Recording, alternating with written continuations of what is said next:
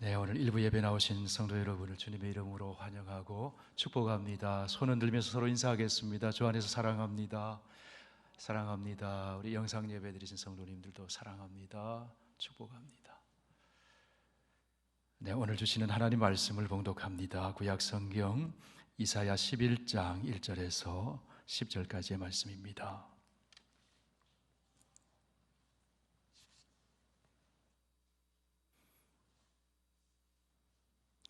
구약성경 981쪽입니다. 이사야서 11장 1절에서 10절까지 이 계시의 하나님 말씀 봉독할 때 하나님의 음성을 들으실 수 있기 바랍니다.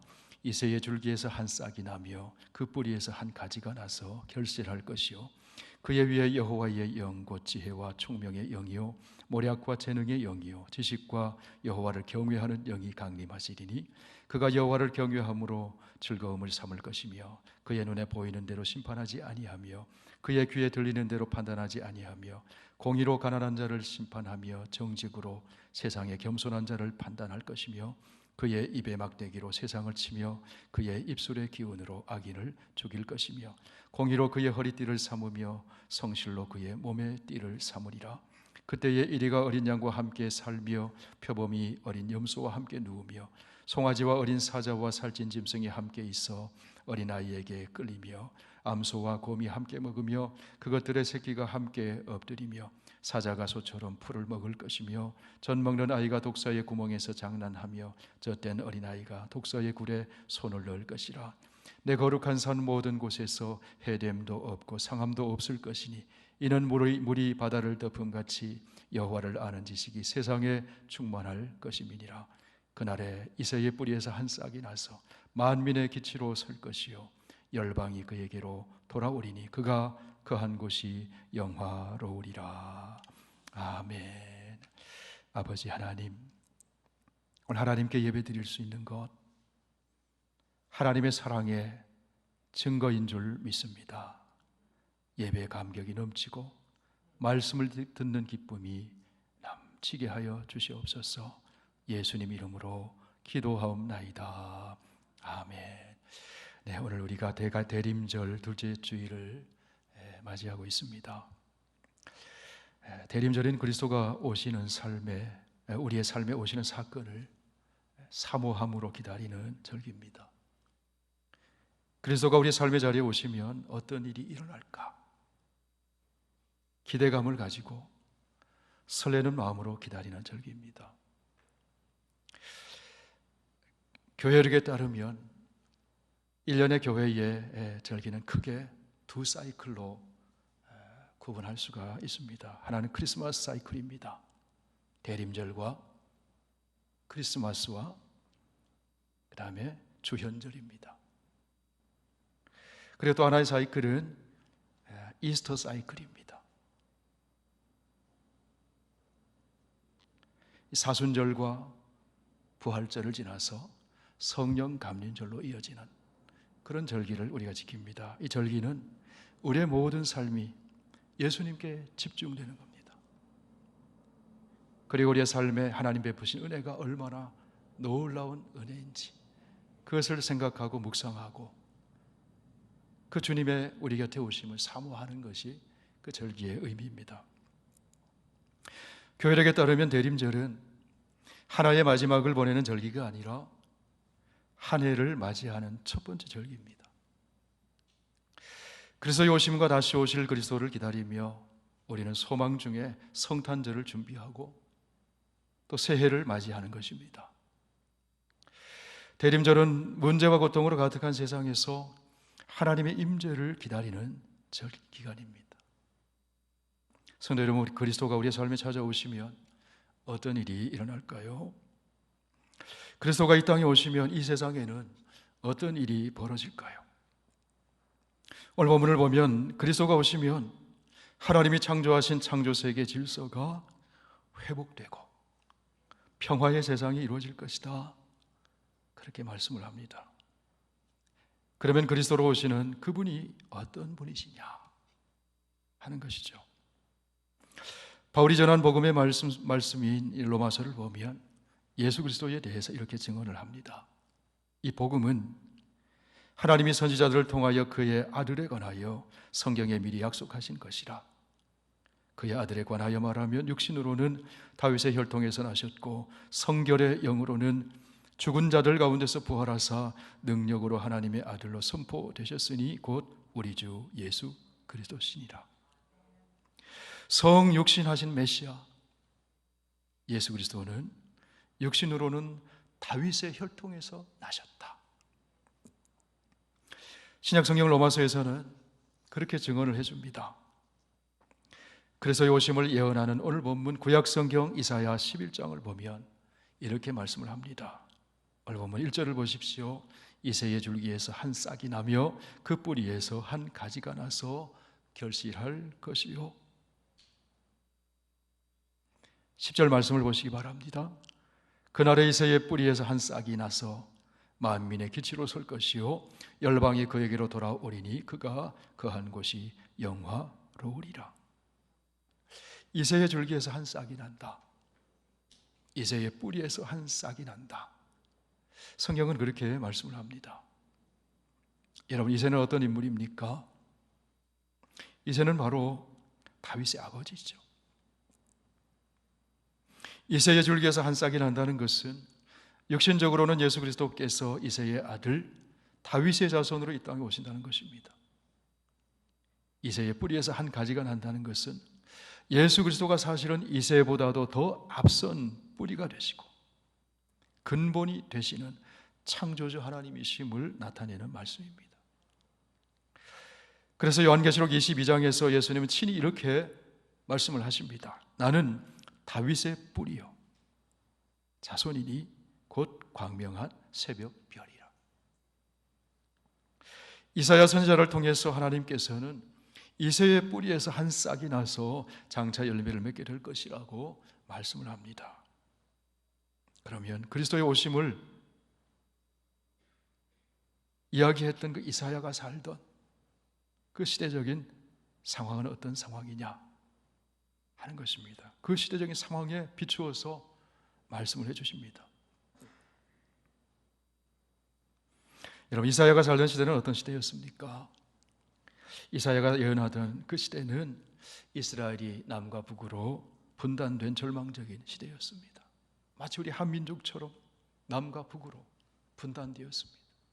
분쟁이 그치지 않고 평화가 없었습니다. 절망적인 시대였어요.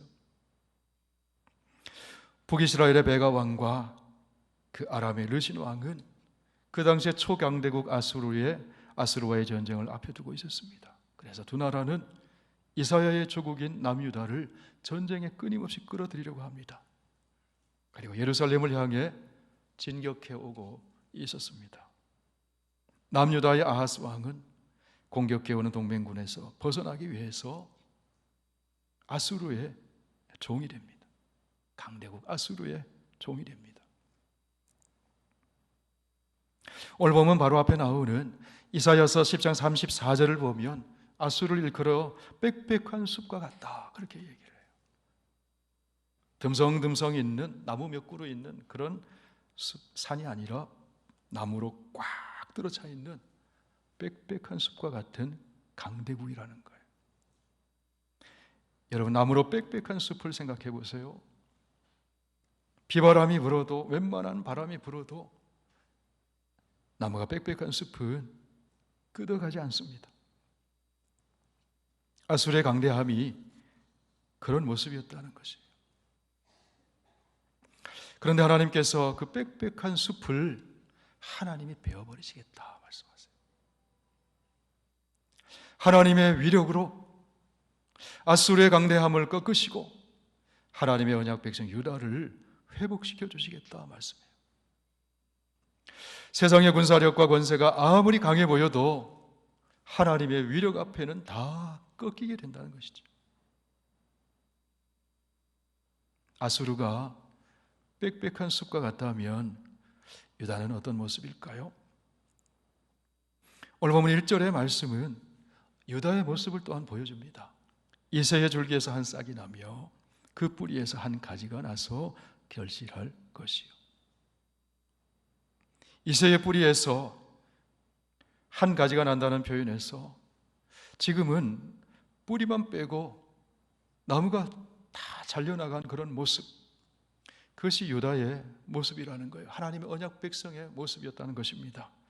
이사야는 잘려나간 유다의 모습과 함께 죽은 것 같은 뿌리에서 한 싹이 나와 줄기가 되고, 줄기에서 다시 싹이 나와 가지가 되고, 가지에서 꽃이 피고 열매를 맺게 될 것이다, 결실하게 될 것이다. 무슨 말씀입니까? 하나님이 오시면 회복하여 주신다는 거예요. 회복의 은총을 베풀어 주신다는 거예요. 다 잘려나가고 빽빽한 숲처럼 보이는 강대한 아수르에 비하면 너무나도 절망스럽고 연약한 그 현실 가운데서 이사야 선지자를 통해서 하나님께서 희망을 보여주시는 거예요. 저 빽빽한 숲도 다 베어질 것이다. 그러나 그 연약한 뿌리에서 싹이 나고 줄기가 뻗고 결실하게 될 것이다. 이새의 아들 다윗의 자손을 통해서 왕조를 회복시켜 주실 것이다. 그것이 이사야를 통해서 보여주는 희망이에요. 이 희망은 궁극적으로는 다윗의 자손으로 오시는 종말의 구원자 그리스도가 오신다는 말씀이에요. 다 잘려나가고 뿌리밖에 남지 않은 나무처럼 절망 속에 살아가는 그 사람들의 현실 가운데서 구원자 예수 그리스도가 오시면 회복하여 주신다. 다시 싹이 나고 가지가 뻗고 꽃이 피고 열매가 맺는 그런 아름다운 인생이 될 것이다. 그런 말씀이에요. 이새의 뿌리에서 그 줄기에서 다윗의 자손으로 오시는 예수 그리스도, 그 메시아는 그리스도죠. 그 그리스도의 오심에 대해 기대와 소망을 주시는 그런 말씀이라는 거예요. 자, 그러면 여러분, 이새의 줄기 다윗의 자손으로 오시는 그리스도는 어떤 분이십니까? 오늘 본문에서 어떤 분이라고 말씀합니까? 2절 말씀을 보시길 바랍니다. 그의 위에 여호와의 영 곧 지혜와 총명의 영이요 모략과 재능의 영이요 지식과 여호와를 경외하는 영이 강림하시리니. 이새의 뿌리에서 난 작은 싹, 작은 가지, 인간의 눈으로 보면 연약하고 보잘것없는 그런 가지와 같은 그리스도, 예수님 위에 하나님의 영이 임하신다고 말씀해요. 여러분, 그리스도이신 예수님에게 임하시는 그 성령님, 하나님의 영은 어떤 분이십니까? 하나님의 영이신 성령님은 창조의 영이세요. 생명의 영이십니다. 지혜와 총명의 영이십니다. 모략의 영이시고 재능의 영이십니다. 지식의 영이십니다. 무엇보다도 하나님의 영이신 성령이 임하시면 하나님을 경외하게 돼요. 하나님을 경외하게 하는 영이다, 그렇게 말씀해요.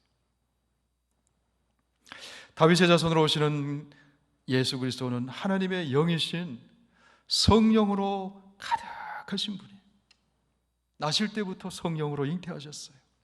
태중에서부터 성령으로 충만하셨어요. 공적인 사역을 시작하실 때에도 하늘에서 비둘기 같은 성령이 임하셨어요. 사역의 현장마다 성령을 물붓듯이 부어주셔서 치유하시고 회복하시고 구원하는 일을 하셨어요. 여러분, 하나님의 영으로 충만하신 그리스도가 오시면 어떤 일을 행하실까요? 오늘 보면 3절을 통해서 이렇게 말씀을 해 주십니다. 같이 보실까요? 그가 여호와를 경외함으로 즐거움을 삼을 것이며 그의 눈에 보이는 대로 심판하지 아니하며 그의 귀에 들리는 대로 판단하지 아니하며 공의로 가난한 자를 심판하며 정직으로 세상에 겸손한 자를 판단할 것이며 그의 입에 막대기로 세상을 치며 그의 입술의 기운으로 악인을 죽일 것이며 공의로 그의 허리띠를 삼으며 성실로 그의 몸에 띠를 삼으리라.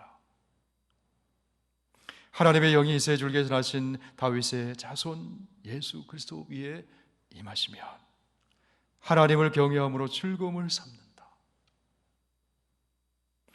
하나님의 영으로 충만하신 예수님 오시면 사람들은 겉모형으로 판단하지만 그리스도께서는 겉모양으로 판단하지 않으시고 공의와 정직으로 판단하신다. 겸손한 자를 판단하시고 겸손한 자에게 은혜를 베풀어 주신다. 할렐루야. 오늘날 필요한 것이 무엇일까요? 이 사회에 우리의 삶 속에 필요한 것이 무엇일까요? 공의와 정직과 겸손. 우리 성도들이 추구해야 될, 붙잡아야 될 가치가 무엇이겠습니까? 공의와 정직과 겸손.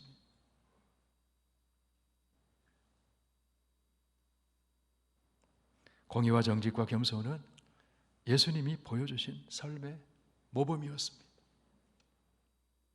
공의와 정직과 겸손은 하나님의 영이신 성령의 충만함을 입을 때 우리의 삶 속에서 이루어지게 됩니다. 그러나 여러분, 하나님의 영이신 성령으로 충만하지 않으면 사람들은 누구나 다 육신의 소욕을 따라가게 됩니다. 눈앞에 보이는 것 따라가게 됩니다. 세상적인 가치를 추구하게 됩니다.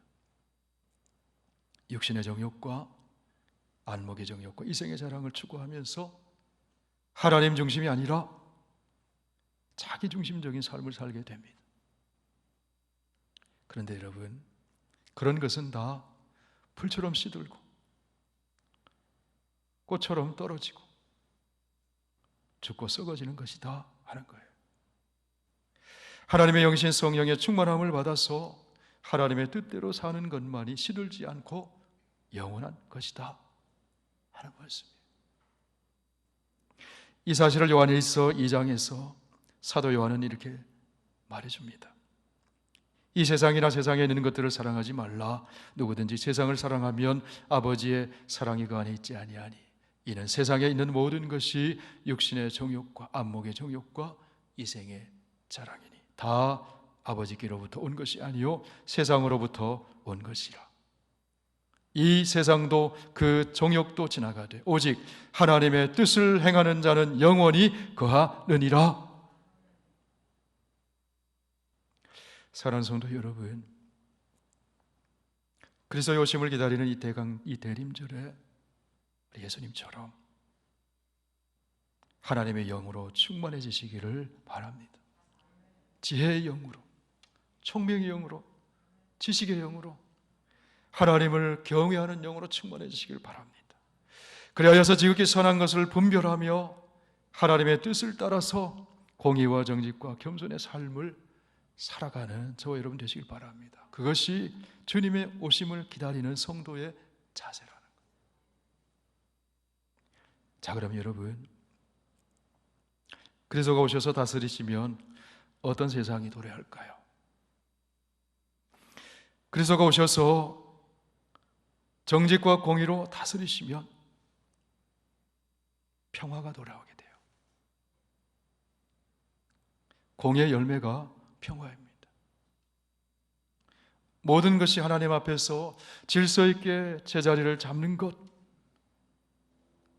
관계가 조화로운 것, 아름다운 것, 그것이 평화예요. 샬롬. 창조시 하나님이 보시기에 심히 좋았더라. 그 상태가 평화예요. 샬롬이에요. 그런데 여러분, 공의가 깨지고 정직이 깨지고 겸손함이 사라지면 그 평화는 오지 않아요.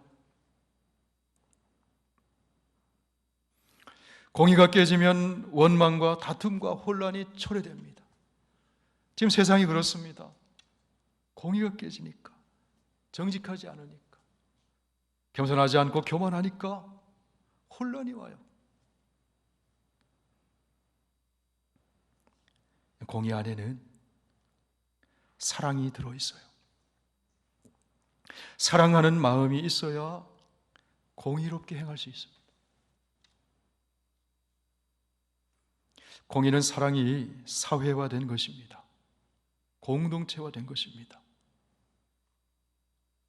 공의가 세워질 때 그 공동체에, 그 사회에, 그 나라에 평화가 이루어지게 되는 것입니다.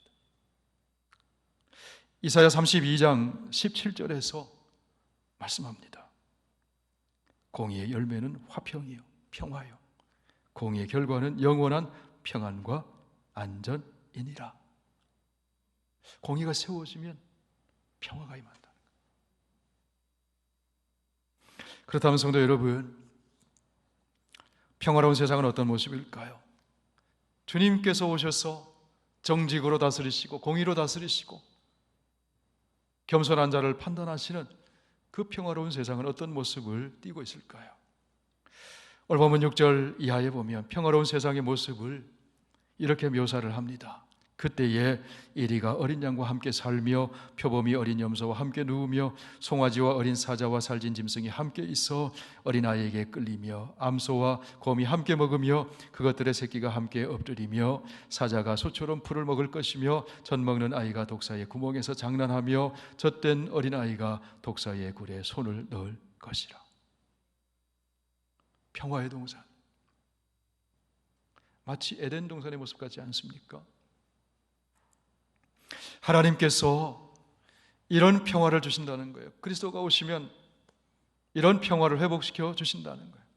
평화의 왕이신 주님께서 다스리시면 에덴처럼 우리의 삶에 평화롭고 아름다운 동산이 이루어진다는 것입니다. 그러므로 주님의 다스리심을 받아야 된다는 거예요.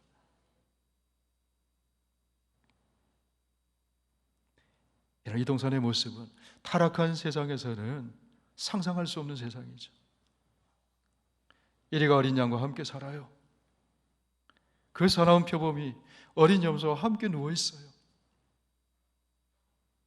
사자와 살진 짐승들이 어린아이의 손에 이끌려 다녀요.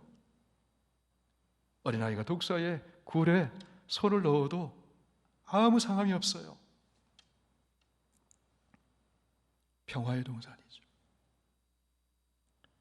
약육강식 적자생존의 질서가 세상을 뒤덮고 있는 그런 땅에 그리스도가 오셔서 통치하시고 그 통치에 순종하면 평화의 동산이 이루어진다는 겁니다. 성들은 평화가 깨어진 삶의 현장이 얼마나 비참합니까? 평화가 깨어진 가정이 얼마나 비참합니까? 평화가 깨어진 나라가 얼마나 비참합니까? 평화가 깨어진 공동체가 얼마나 비참합니까? 전쟁으로 평화가 깨어지고 독재로 평화가 깨어지고 전염병으로 평화가 깨어지고 평화가 깨어진 삶의 현장은 비참하기 그지없어요.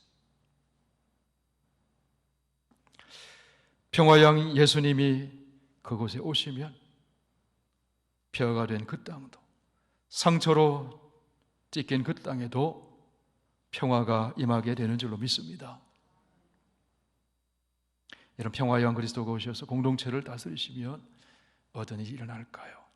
중간에 막힌 담이 허물어져 버려요. 성령으로 하나 되게 하셔서 평화의 공동체가 이루어집니다. 우리 그리스도인들은 한 사람 한 사람이 하나님의 영신 성령의 충만함을 받아야 돼요. 성령의 다스리심을 받아야 돼요. 그러면 막힌 담이 다 허물어져 버려요. 사도 바울은 이렇게 말씀합니다. 그는 우리의 화평이신지라 둘로 하나를 만드사 원수된 것 곧 중간에 막힌 담을 자기 육체로 하시고. 갈라디아서에서 말씀합니다. 너희는 유대인이나 헬라인이나 종이나 자유인이나 남자나 여자나 다 그리스도 예수 안에서 하나이니라. 평화의 영으로 하나님의 영으로 충만함을 받으신 그리스도가 오셔서 다스리시면 막혔던 것들이 장벽이 다 허물어지고 모든 차별이 다 철폐되고 새 창조의 그 아름다운 평화의 질서가 이루어지게 된다. 여러분, 그 주님이 오심을 우리가 기다리고 있습니다.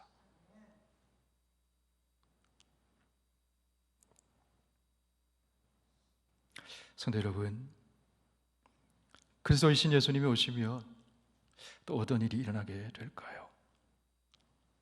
그리스도이신 예수 그리스도께서 오시면 물이 바다를 덮음같이 여호와 하나님을 아는 지식이 세상에 충만하게 될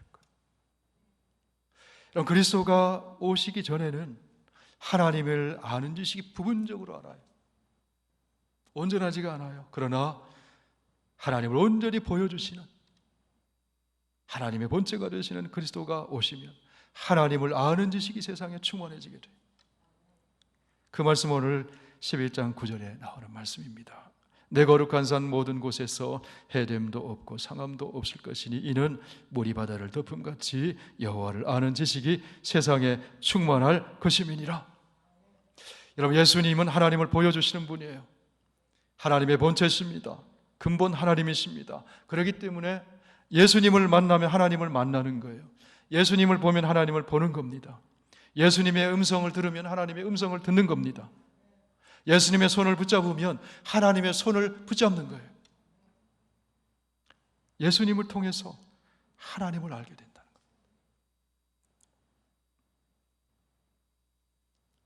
그분이 오시면, 예수님, 그리스도 예수님이 오시면 하나님을 아는 지식이 충만하게 될 거예요.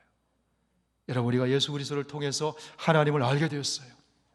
하나님의 손을 붙잡게 되었어요. 하나님의 음성을 듣게 되었습니다. 성령의 감동의 역사인 줄 믿습니다. 그리스도가 오셔서 이루어진 그런 놀라운 은혜의 사건이에요.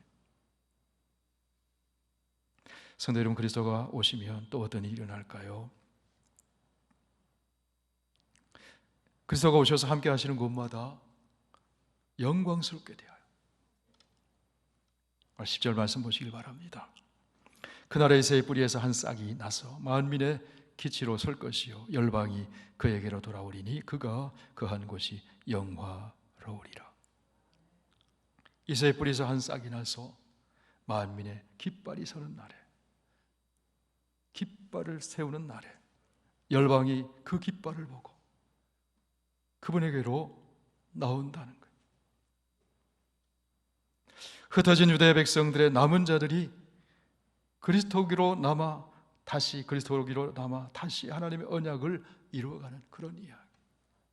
줄기도 꺾였습니다. 가지도 부러졌습니다. 뿌리밖에 남지 않았어요. 그런데 그 황폐한 곳에서 하나님께서 거기에서부터 새 일을 행하신다는 거예요. 뿌리에 싹이 나고 줄기가 뻗고 꽃이 피고 열매가 맺혀지게 된다. 할렐루야. 그리스도가 우리 가정에 오시면 그렇게 될 줄 믿습니다.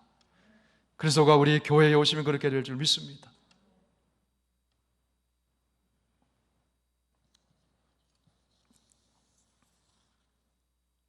그날이 오면, 그리스도께서 오시면, 그리스도께서 오셔서 다스리시면 우리의 삶에 어떤 모습이 이루어질까요? 계속 이어지는 말씀 이사야 12장 2절 3절에서 우리는 이런 노래를 부르게 돼요. 한번 보시기 바랍니다. 보라, 하나님은 나의 구원이시라. 내가 신뢰하고 두려움이 없으리니 주 여호와는 나의 힘이시며 나의 노래시며 나의 구원이심이라. 그러므로 너희가 기쁨으로 구원의 우물들에서 물을 기르리로다. 사랑하는 성도 여러분, 줄기가 꺾이고 가지가 부러진 나무와 같은 상황에 처한 분이 혹시 계십니까? 뿌리밖에 남지 않은 절망스러운 형편에 처한 분이 혹시 계십니까? 평화의 왕 그리스도께서 삶에 오시면 뿌리밖에 남지 않은 곳에서, 그곳에서부터 싹이 나고 줄기가 생기고 꽃이 피고 열매가 맺히게 되는 줄 믿으시기 바랍니다. 구원의 우물에서 물을 기르며 기쁨에 찬 노래를 부르게 될 줄 믿으시기 바랍니다. 성도 여러분, 그리스도가 오셔서 하신 일이 바로 그런 일이었어요. 인생의 나무가 다 부러지고 잘려버리고 절망 속에 있는 사람들에게 우리 예수님 오셔서 회복시켜 주셨어요. 인생의 가지가 꺾여버린 앞을 보지 못하는 매길에게 오셔서 눈을 뜨게 해주셨어요. 듣지 못하는 사람에게 오셔서 듣게 해주셨어요. 나병으로 온 몸이 썩어져 들어가는 절망의 동굴에 갇혀있는 사람을 만져주심으로 그 썩어진 곳에서 인생의 새싹이 나게 해주셨어요. 감사가 메말라버리고 이웃에게 배척을 당하던 사마리아의 여인의 인생의 우물에서 감사와 찬송의 생수가 터져나오게 만들어 주셨어요. 세례 요한이 제자들을 보내서 이렇게 묻습니다. 오실 그분이 당신이십니까? 그때 주님 말씀하십니다. 맹인이 보며 못 걷는 사람이 걸으며 나병 환자가 깨끗함을 받으며 못 듣는 자가 들으며 죽은 자가 살아나며 가난한 자에게 복음이 전파된다 해라. 이런 맹인, 인생의 가지가 다 꺾여버린 분이에요. 나병 환자, 인생의 줄기가 다 꺾여버린 사람이에요. 못 듣는 사람, 죽은 자들, 뿌리밖에 남지 않는 인생이에요. 가난한 자들, 그들을 회복시켜 주신다는 거예요. 이세줄기에서 나신 그분, 다윗의 자손으로 오신 그분, 하나님의 영, 생명의 영으로 충만하신 그분이 오셔서 새 창조의 역사를 이루어 주시는 것입니다. 여호와의 영, 평화의 영으로 충만하신 그분이 오셔서 질병 때문에, 가난 때문에, 전쟁터와 같던 삶의 자리를 평화의 동산으로 만들어 주신다는 것이에요. 그날이 되면, 평화의 왕 그리스도께서 오시면 우리의 모든 삶의 자리는 평화의 동산으로 바꿔지는 줄로 믿습니다. 코로나 팬데믹으로 어려움에 처해 있다 할지라도 이것도 평화의 동산으로 바꿔주실 줄로 믿습니다. 사랑하는 성도 여러분, 메시아가 오심을 기다리는 이 대림절에 평화의 왕으로 오시는 주님이 저와 여러분의 마음을 다스리게 되시길 바랍니다. 우리의 가정을 다스리게 되기를 바랍니다. 우리 교회 공동체를 다스리시게 되기를 바랍니다. 이 나라, 이 사회 다스리게 되시길 바랍니다. 전쟁과 분쟁으로, 전염병으로 고통당하는 온 세계를 평화의 왕 그리스도께서 다스리시게 되시길 바랍니다. 저와 여러분의 모든 삶의 자리마다 그리스도가 주시는 샬롬, 그 평화의 동산이 이루어지게 되시기를 주의 이름으로 축원을 드립니다. 기도하겠습니다. 대림절을 지나면서 평화의 왕 그리스도 주님의 오심을 사모하며 기대하며 기다립니다. 주님께서 오시면 뿌리밖에 남지 않고 연약한 그 줄기에서 싹이 나고 꽃이 피고 열매를 맺듯이 새로운 회복의 역사, 새 창조의 역사, 평화의 동산으로 만들어주시는 하나님의 선한 역사가 일어나게 될 줄 믿습니다. 이 대림절에 그리스도를 향한 이 소망을 품고 소망 중에 감사하며 소망 중에 기다리며 소망 중에 하나님께 영광을 돌리는 우리들의 삶이 되게 하여 주시옵소서. 예수님 이름으로 기도하옵나이다.